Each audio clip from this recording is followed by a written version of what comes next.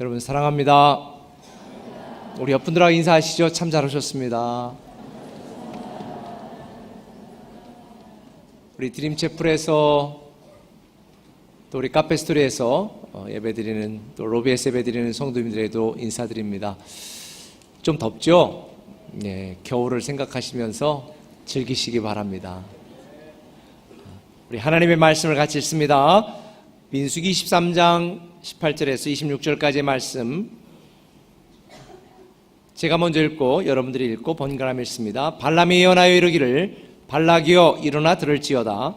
십볼의 아들이여 내게 자세히 들으라.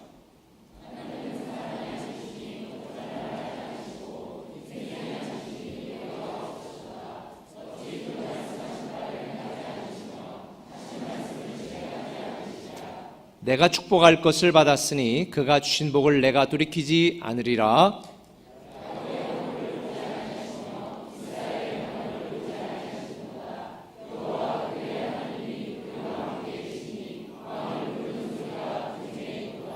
하나님이 그들을 애굽에서 인도하여 내셨으니 그의 힘이 들소와 같도다.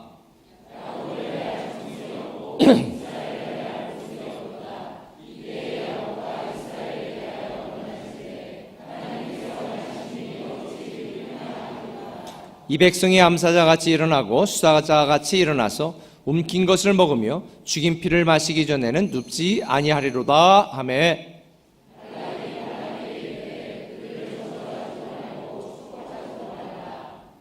다 함께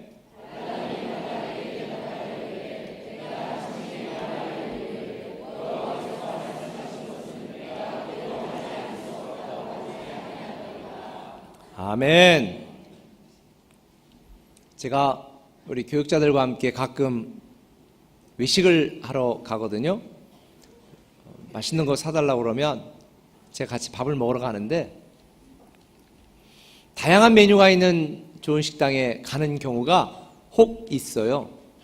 그런 데 가면 어떤 전사님들 중에 한 분은 이런 얘기를 합니다. 목사님 제가 결정장애라서요 그냥 저 시키는 대로 묻어갈게요. 이렇게 이야기하는 친구들이 있어요. 요즘 젊은 사람들이 결정장애라고 스스로 주장하는 사람들이 많은데 애들만 그런 게 아니라 어른도 그런 분들이 많아요.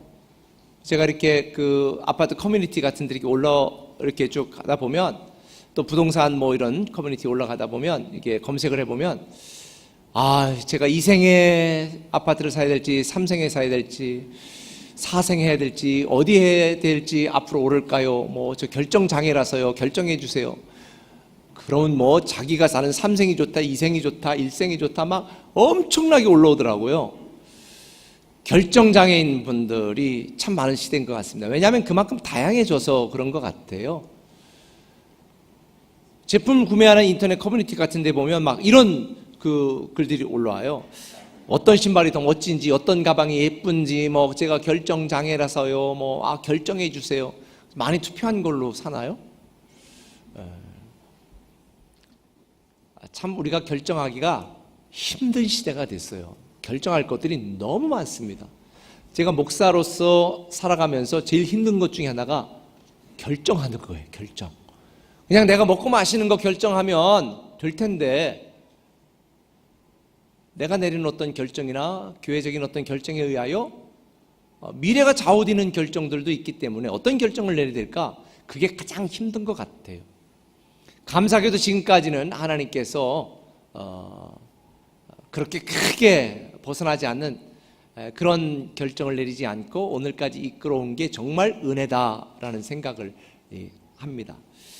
그런데 여러분들 중에도 이런 결정장애인 분들이 꽤 계신 것 같아요.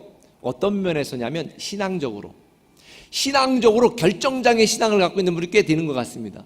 우리가 예수님을 구주로 영접했다 그러면서도 예수님을 우리의 인생의 주인으로 모셔드리고 그분에게 우리의 모든 주도권을 넘겨드려야 되는데 이게 누가 주인이고 누가 지금 섬기는 사람인지를 잘 몰라. 그래서 예수님에게 막 여러분들 그러잖아요. 주인으로 모시고 주도권 넘겨드려야 되는데도 막 시키잖아요. 우리 애 이번에 꼭 이렇게 하게 해야 됩니다. 저 이번 문제 해결해야 됩니다. 막 얼마나 부려먹는지.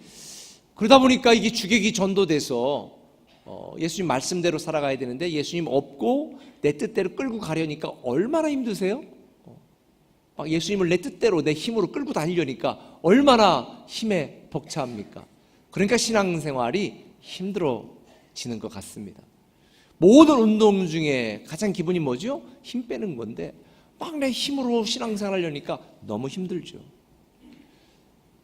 무엇이 바른 길인지 무엇이 옳은 길인지 좀처럼 결단을 내리지 못한 채 신앙의 회색지대를 전전하는 분들도 있습니다. 이스라엘 백성들이 1세대가 광야에서 멸망한 결정적인 이유가 뭔지 아세요? 몰라서 망한 게 아니고요. 외적의 침입으로 망한 것도 아니고요. 심지어 불평하고 원망했기 때문에 망한 것도 아니에요. 그들이 망한 이 모든 것은 현상이고 실질적으로 망한 결정적인 이유는요, 그들이 결단하지 않았기 때문입니다. 결단을 내리지 않아서 망했어요. 수없이 하나님의 말씀을 듣고도 하나님의 말씀대로 살기로 결단하지 않았습니다.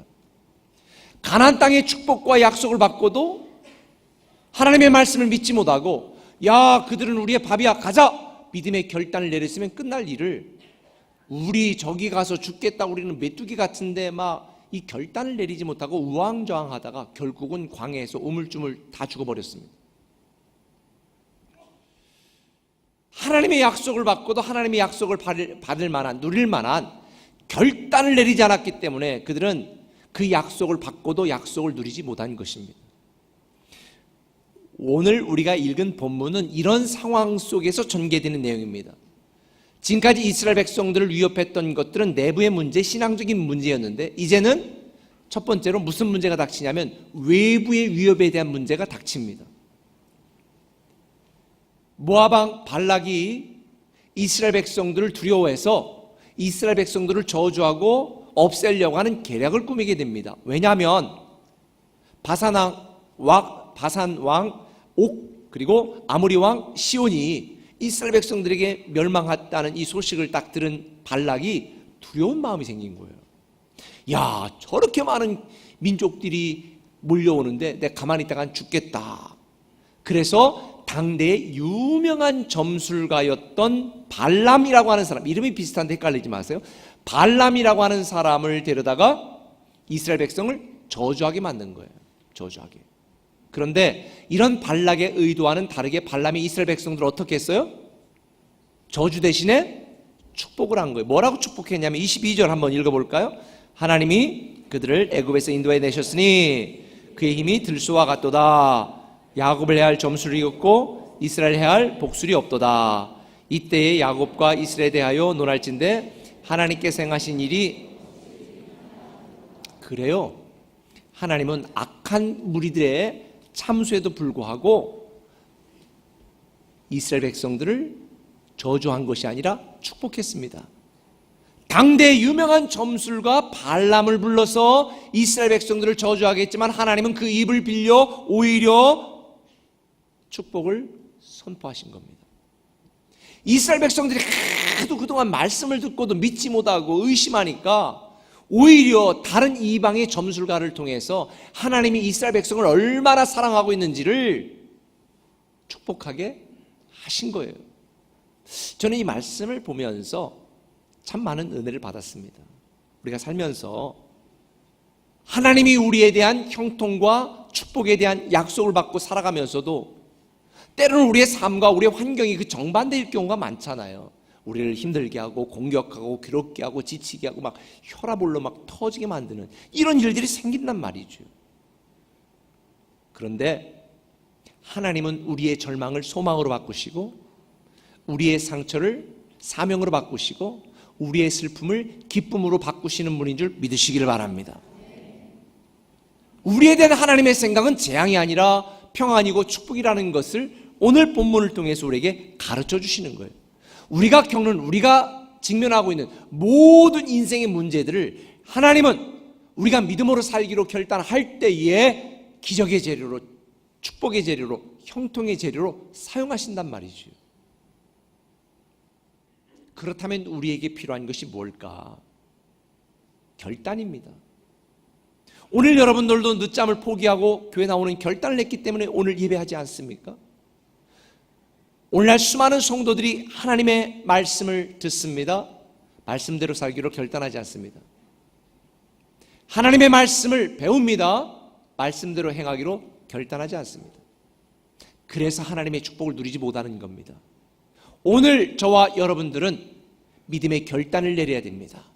다시 시작하도록 결단을 내려야 우리는 다시 시작할 수 있습니다. 왜 우리가 이런 결단을 내려야 될까요? 적당히 편하게 쉽게 그냥 묻어가면 안 될까요? 수많은 사람들의 중간에 표시나지 않게 그냥 가만히 있으면 안 될까요? 아니에요. 결단해야 됩니다. 왜냐하면 하나님은 말씀대로 행하시는 분이기 때문입니다. 한번 따라합시다. 하나님은 말씀대로 행하신다. 오늘 본문 19절에 보면 이렇게 말씀을 합니다. 같이 읽어보실까요? 하나님은 사람이 아니시니 거짓말을 하지 않으시고 인생이 아니시니 후회가 없으시도다. 어찌 그 말하신 행하지 않으시며 하나님은 사람이 아니기 때문에 거짓말도 안 하고 후회도 아니하시고 우리에게 말씀하신 대로 행한다고 약속하고 있습니다. 우리는 하나님의 말씀대로 청종하기로 결단해야 되는 것이 하나님은 말씀한 대로 행하시는 분이기 때문입니다. 근데 이스라엘 백성들은 말씀대로 행하시는 하나님을 계속 의심했잖아요. 계속 의심했어요. 믿지 못했어요. 불평했어요. 원망했어요. 사실은 우리도 마찬가지 아닐까요? 예수 믿고 살면서 힘들 때마다 우리는 원망하기도 하고 불평하기도 합니다. 의심하기도 합니다. 그러나 우리는 결단해야 됩니다. 왜? 하나님은 우리에게 말씀하신 대로 행하시는 분이기 때문입니다. 우리가 살면서 내 힘으로 할 수 없는 일들이 참 많아요. 그런데 말씀대로 행하시는 하나님을 바라보면 하나님께서 이루시고 도우시고 이끄시는 줄 믿습니다.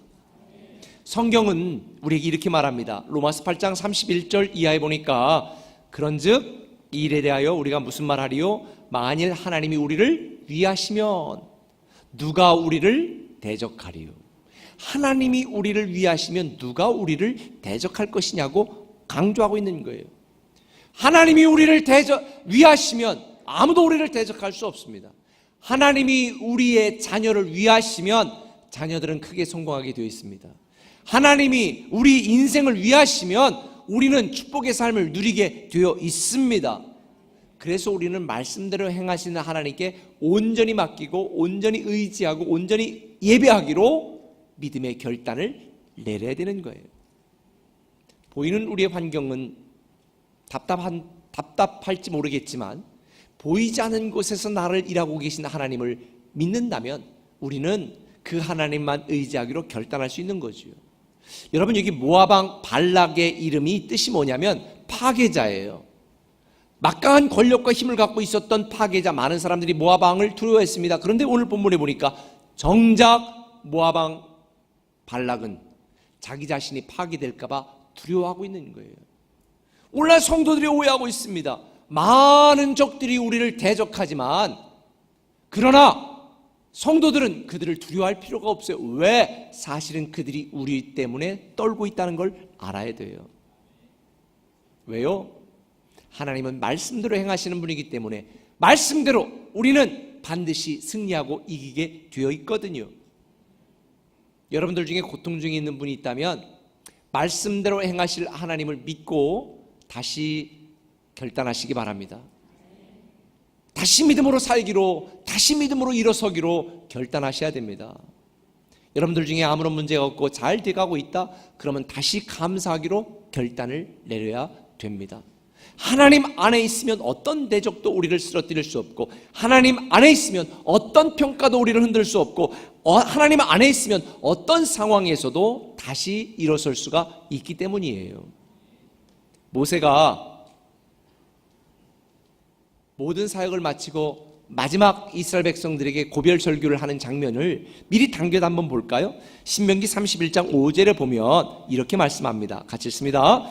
또한 여호와께서 그들을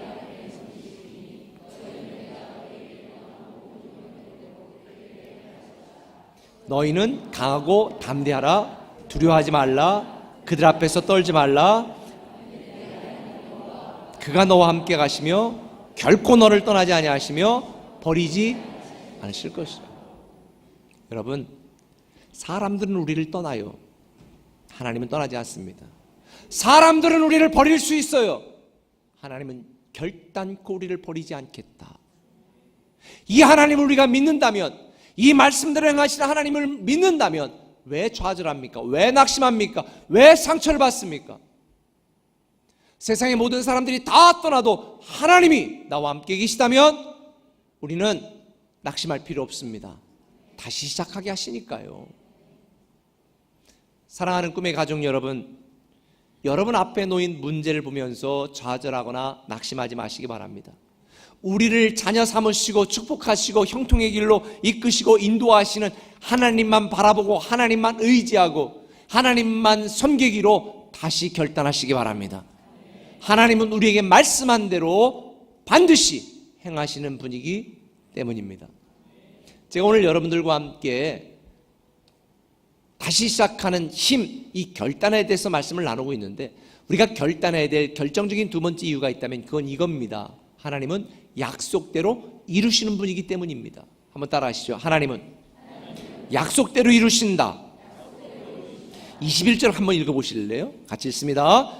야곱의 허물을 보지 아니하시며 이스라엘 반역을 보지 아니하시는도다. 여호와 그들의 하나님이 그들과 함께 계시니 왕을 부르는 소리가, 이거는 발람이 발락에게 한 이야기거든요. 그런데요, 이 모압왕 발락이 당대의 최고의 점술과 발람을 불러서 이스라엘 백성들을 저주하라고 요청했을 때에 엄청난 돈을 주었어요. 오늘날도 돈을 바라는 인생들이 참 많이 있잖아요. 그러니 이 발람이 돈을 받고 이스라엘을 저주하라고 그랬는데, 자기가 점을 쳐보니까 하나님은 이스라엘을 지금 축복하거든. 그러니까 이게 계속 미적미적거리니까 발락이 발람에게 돈을 더 주면서 이스라엘을 저주해달라 그랬어요. 내가 발람이었으면 어떻게 했을까? 제가 발람이 돼가지고, 제가 돈을 밝히는 발람이 되어가지고 이때 상황 속에 탁 해보니까 이랬을 것 같아요. 하나님, 이스라엘 민족은요 계속 사랑할 필요가 없습니다. 그들 홍해 기적을 보고도 놀라지도 않고 만나의 은혜에 감사하지도 않고 여기까지 인도한 하나님께 불평하고 원망하는 이 민족들, 대체 이 민족들이 그럴 만한 가치가 있습니까? 없습니다. 하나님, 하나님의 은혜도 모르고 반역하고 배신했던 이 민족입니다. 그런데 하나님 보세요. 지금 이 발락왕은요 제단을 한 개도 아니고 지금 7개나 쌓았잖아요. 발람이 제단을 7개를 쌓고 3차례나 걸쳐서 지금 하나님께 예배하고 있는 거거든요. 그때 발람이 뭐라고 말했겠어요? 하나님, 지금 이렇게 7개나 제단을 쌓고 예배드리는 이 발락 왕을 오히려 선택하는 게 어떨까요? 싸가지 없는 이스라엘 백성들 그냥 버리시죠. 아마 이렇게 하나님께 간구하지 않았을까 싶어요. 이게 제 단지 추측이 아니라 저는 이 성경 말씀에 근거해서 여러분에게 말씀을 드리는 거예요. 왜냐하면 발람이 이렇게 이스라엘 백성들을 하나님께 참소하니까 하나님이 듣다 못해서 뭐라고 말씀하시는 줄 아세요? 21절에 같이 읽습니다. 시작. 야곱의 허물을 보지 아니하시며 이스라엘의 반역을 보지 아니하시는도다. 여호와 그들의 하나님이 그들과 함께 계시니 왕을 부르는 소리가 그 중에 있도다. 저는 이 말씀을 딱 묵상하는 순간에 너무 은혜를 받았어요. 수없이 이스라엘 백성들을 참수하는 발람의 말에 하나님이 단 한마디로 평정해버립니다. 너 말하는 거 다 알고 있어. 이스라엘이 싸가지 없는 것도 알고 있고 배신한 것도 알고 불평한 것도 알고 있고 문제 많은 것도 알고 있고 죄 많은 것도 알고 있고 다 안다. 그런데 나는 그들의 허물을 보지 않을 것이며 그들의 반역을 보지 않을 것이다. 너무 감동을 받았어요. 이게 복음이다. 이게 복음이다. 오늘날 수많은 사람들이 우리의 문제를 지적합니다. 너 죄 졌잖아. 문제 있잖아. 여러분 안 그래요? 여러분 지금 가슴을 열고 여러분이 지금까지 해왔던 일들을 다 드러내면 이 자리에 앉아있을 만한 사람이 몇 명이나 있을까요? 그런데 하나님은 예수 그리스도의 보혈의 피로 그 모든 문제를 싹 덮어서 우리 편에서 볼 때는 수많은 문제가 있지만 하나님 편에서 볼 때는 뭐만 보이는 거예요? 보혈의 피, 구속한 주만 보이도다. 이것이 나의 간증이요, 내 모든 부족함, 연약함, 죄악됨을 보지 않으시고, 내 반역과 불평과 원망을 보지 않으시고, 내 미련함과 연약함을 보지 않으시고, 이 세상 수많은 사람들의 참소를 들었지 아니하시고, 그는 내 자녀라, 내 그들의 허물과 반역을 보지 않고 내가 그들을 축복하겠다는 이 말씀이 바로 복음이에요. 저는 여러분들 중에 오늘 결단하기를 촉구하는 것 중에 하나, 오늘 이 시간 전까지 남편에 대하여 봐주지 못했던 것 봐주시기 바랍니다. 여러분 아내들에 대하여 도저히 용서 못해 했던 거 좀 봐주시기 바랍니다. 여러분 자녀에 대하여, 심지어 또 저에 대하여, 아니 우리 꿈의 교회에 대하여, 아니 성도들에 대하여 저건 도저히 봐줄 수 없어, 봐주시기 바랍니다. 그게 복음이고 은혜 받은 자의 마땅한 태도예요. 주님이 우리를 봐주지 않았더라면, 내 허물과 반역을 그대로 드러냈더라면 우리는 죽을 수밖에 없는데 예수 그리스도의 보혈의 피로 다 덮으시고 내가 그 허물과 반역을 보지 않겠다. 이 은혜 때문에 우리가 살았는데 어떻게 주님을 다시 사랑하기로 결단하지 않을 수 있으며, 어떻게 다시 하나님을 바라보기로 결단하지 않을 수가 있겠습니까? 오늘 결단하시기 바랍니다. 다시 사랑하기로, 다시 드리기로, 다시 섬기기로, 다시 헌신하기로, 다시 시작하기로 결단하시길 바랍니다. 히브리서 6장 17절은 말합니다. 하나님은 약속을 기업으로 받는 자들에게 그 뜻이 변하지 아니함을 충분히 나타내시려고 그 일을 맹세로 보증하셨으니, 이는 하나님이 거짓말을 하실 수 없는 이 두 가지 변하지 못할 사실로 말미암아 앞에 있는 소망을 얻으려고 피난처를 찾는 우리에게 큰 안위를 받게 하셨다. 안위가 뭐예요? 안전하게 하시고 위로해 주신다는 거예요. 피난처를 찾는 우리에게 정죄하시고 비난하시면 갈 곳 없는 우리를 있는 모습 그대로 받아주시는 이 놀라운 하나님의 은혜를 받고 있는 우리, 다시 시작해야 되지 않겠습니까? 우리의 부끄러운 모습을 보지 아니하시고 우리를 자녀 삼아주신, 그럼에도 불구하고 우리를 사랑하시는 하나님만 사랑하기로, 섬기기로 결단하시길 바랍니다. 지난주 몇 주간 살펴보았듯이 이스라엘 백성들은요 계속해서 하나님께 반역하고 불평하고 원망했어요. 그런데요 놀라운 건 하나님은 이스라엘 백성들에게 하신 약속을 꼿꼿이 이뤄가고 계신다는 거예요. 불평하고 원망했던 것들을 지금 가나안으로 이끄시는 하나님의 놀라운 섭리를 보십시오. 그럼에도 불구하고 하나님은 약속을 지키십니다. 여러분, 저는요 민수기 23장을 묵상하면서 굉장히 큰 은혜를 받았어요. 저 말씀을 준비할 때는 이게 굉장히 스트레스를 받았어요. 왜냐하면 발람이 그냥 예배 드리다 만다 막 순 이것만 있는데 이걸 어떻게 말씀을 전해야 될까 막 고민이 너무 돼가지고. 그런데 민수기 23장 10절에 보면 이렇게 말하잖아요. 야곱의 티끌을 누가 능히 세며 이스라엘의 4분의 1을 누가 능히 셀고. 별거 아닌 말씀 같죠? 한번 뒤로 돌아가 봅시다. 하나님이 아브라함을 딱 선택하시고 뭐라고 약속하셨어요? 하늘의 별처럼 땅에 바다의 모래처럼 티끌처럼 내 자손이 번성하게 하리라 약속했잖아요. 자손이 하나도 없을 때. 그런데 시간이 다시 앞으로 와서 이 본문에 보니까 이방의 점술가 발람을 통하여 뭐라고 선포하는 거예요? 야곱의 티끌을 누가 능히 세며 이스라엘 4분의 1을 누가 능히 쓸 거냐. 야, 이스라엘 백성들이 얼마나 많은지 4분의 1도 못 세겠다 이 소리거든요. 하나님은 약속대로 이루시는 분이에요. 우리의 문제, 우리의 죄악에도 불구하고 약속대로 이루시는 분이에요. 이걸 선포하는 거예요. 상식적으로 약속이라고 하는 거는요, 두 사람 중에 한 사람이 약속을 파기하면 끝나는 거거든요. 저는 개인적으로 약속을 지키지 않는 사람들을 굉장히 좋아하지 않습니다. 자기가 한 말에 대해 책임을 지고 자기가 약속한 거에 지키는 것을 저는 기본이라고 생각하거든요. 그런데요, 성경을 보면 창세기 2장부터 요한계시록까지 하나님이 인간들과 이 땅에 있는 사람들과 수없이 많은 약속을 했는데 그 약속들을 파기한 건 누굴까요? 누굴까요? 누구예요? 다시 누구라고요? 여러분 이름을 넣어야 될 것 같은데? 이스라엘 백성이 아니라 누구라고요? 하나님 이렇게 섬기겠습니다. 이렇게 드리겠습니다. 뻥친 분들 많죠. 사기친 분들 많죠. 이땐 이러다가 내가 감정이 좀 어떻고 상황이 바뀌니까 아이 싫어요, 안 할래요. 다 일방적으로 약속을 파기한 게 누구예요? 여러분, 우리예요. 그런데 놀랍게도 하나님은 단 한 번도 약속을 파기하는 우리에 대해 배신하고 반역하는 우리에 대하여 그대로 받아주시는, 그리고 하나님이 우리에 대한 약속은 꿋꿋하게 이루어 가시는 이 신실하신 하나님을 다시 섬기기로 우리가 결단하지 않는다면 대체 무슨 결단을 내릴 수 있을까요? 저는 여러분들이 다시 믿음으로 살기로 결단하시길 바랍니다.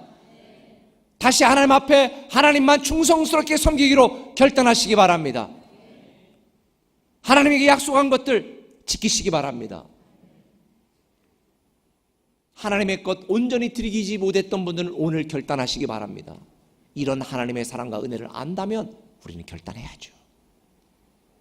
그래서 로마서 12장 2절은 말합니다. 같이 읽습니다. 너희는 이 세대를 본받지 말고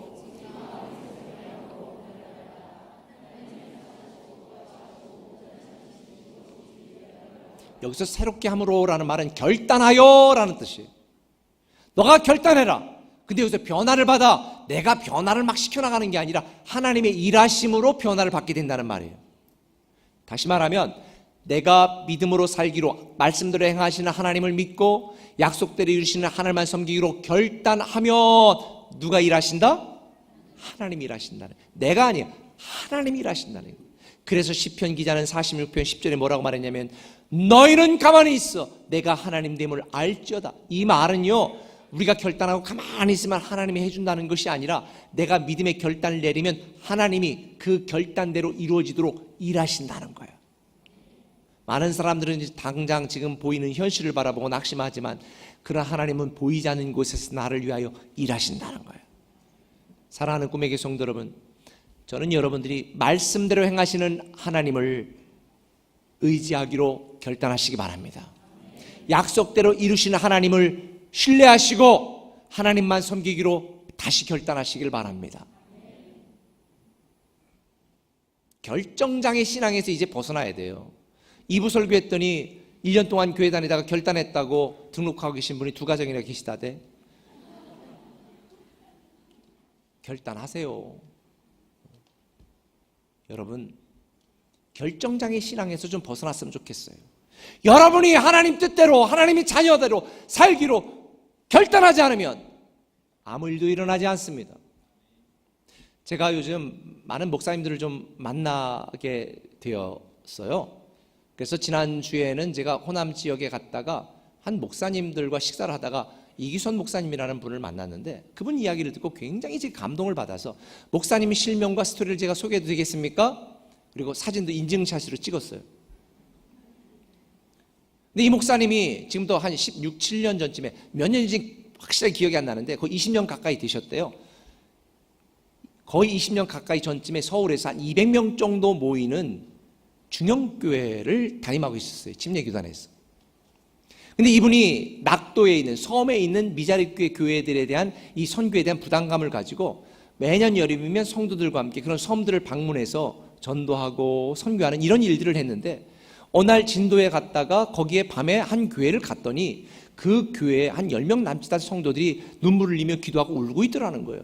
그래서 왜 그런가 사정을 봤더니 섬 지역에 10명 정도 되는 성도들 목회하는 게 얼마나 힘들어. 목사 굶어 죽기 딱이지. 그러니까 목사님이 야반도주 하셨대. 나 여기서 목회 못하겠다. 너무 힘들다. 그리고 성도들에게 말도 안 하고 밤에 그냥 이사 가버리신 거예요. 섬을 나가버리셨어.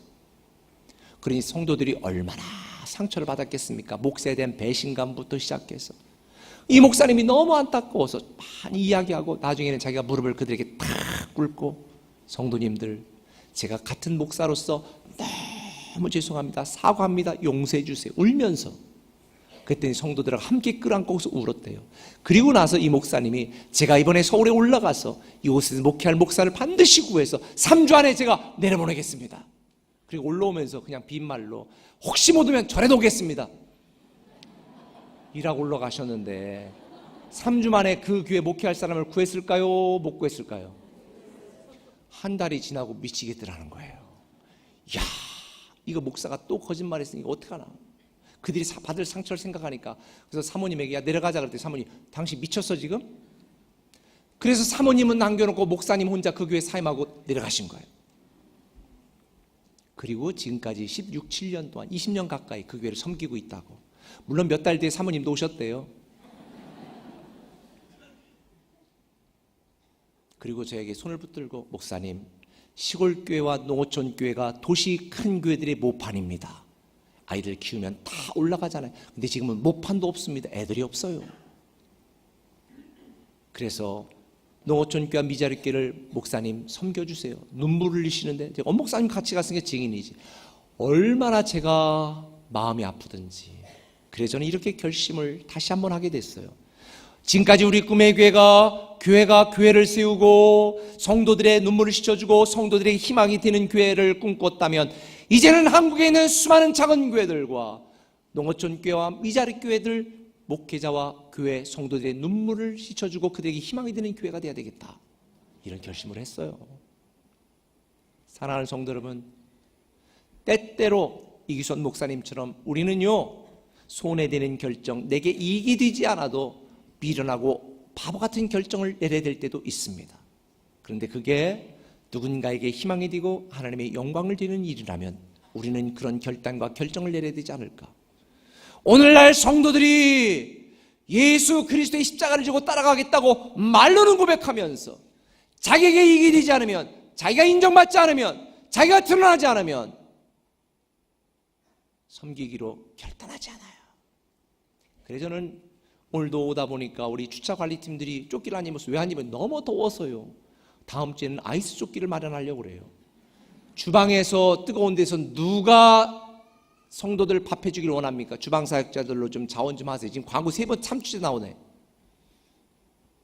여러분, 모두가 시원한 에어컨이 있는 데서 예배하고 싶지 누가 뜨거운 데가 섬기고 싶어요. 그러나 때로는 하나님은 이렇게 내게 손해가 되는 결단을 내린 자를 통하여 하나님 나라를 이끌어 가시고 이루어 가시는 줄 믿으시길 바랍니다. 오늘날까지 하나님이 꿈의 길을 이루신 이유가 바로 여기에 있는 거예요. 빛도 없이 이름도 없이 섬긴 사람들. 사랑하는 꿈의 길 성도 여러분, 요한계시록 3장 16절에 보면 이렇게 말합니다. 내가 이같이 미지근하여 뜨겁지도 아니하고 차지도 아니하니 내 배에서 너를 토하여 버리리라. 저는 하나님 앞에 역겨운 신앙인이 되지 않았으면 좋겠어요.